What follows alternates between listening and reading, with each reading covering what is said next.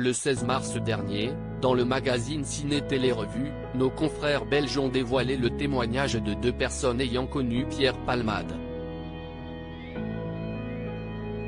Mathieu et Stéphane, prénoms fictifs qui leur ont été attribués, ont ainsi vu le comédien lorsqu'il consommait de la cocaïne, dès le début de sa carrière. Pour l'un d'eux, celui qui a provoqué un grave accident de la route en février s'est souvent retrouvé dans des états lamentables à cause de la drogue, mais a toujours su trouver un certain équilibre grâce au théâtre. Le lendemain, de ses excès, je ne vais pas dire qu'il était frais, mais il pouvait travailler. Ce qui l'a toujours sauvé, c'est qu'il n'a jamais raté un rendez-vous sur scène, même si parfois c'était limite, a assuré Stéphane, estimant que Pierre Palmade sauvait les apparences. C'est ce qui lui a permis de passer aussi longtemps entre les mailles du filet, a-t-il déclaré. Dans les colonnes de nos confrères, cet ancien proche de l'humoriste de 54 ans a affirmé que ce dernier se sentait très laid et qu'il utilisait sa célébrité pour nourrir ses fantasmes, qu'il ne pouvait pas acquérir en étant simplement qui il était en privé. Selon lui, l'ami de Michel Larocque avait besoin de la coke pour se sentir plus à l'aise, confiant. Avec ça, il était extraverti, à 200% de ses capacités, a-t-il ajouté. Supérieur à Pierre Palmade, Muriel Robin, Michel Larocque, Véronique Sanson.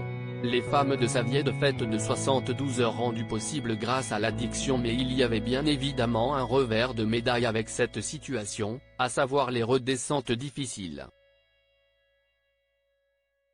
Quand il n'était pas sous drogue, il était triste, il n'était plus que l'ombre de lui-même, a-t-il développé. Des fêtes qu'on a passées ensemble durant des nuits, j'en rirais encore s'il n'y avait pas eu le drame que l'on connaît aujourd'hui, a ajouté l'interlocuteur de Ciné Télé Revue. Mathieu, quant à lui, s'est souvenu d'une fête avec Pierre Palmade qui a duré 72 heures. La coke, c'est ce qui le faisait tenir. Ça lui permettait de rester éveillé. Souvent, on faisait ouvrir des boîtes de nuit rien que pour nous, car en début de semaine, elles sont généralement fermées. On se retrouvait à 10 dans un dancing, a-t-il lancé, en se remémorant aussi l'ancienne difficulté de l'humoriste à assumer son homosexualité.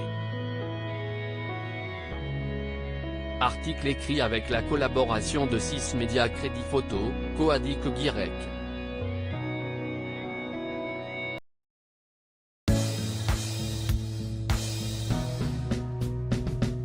But there's all times through the rough times I think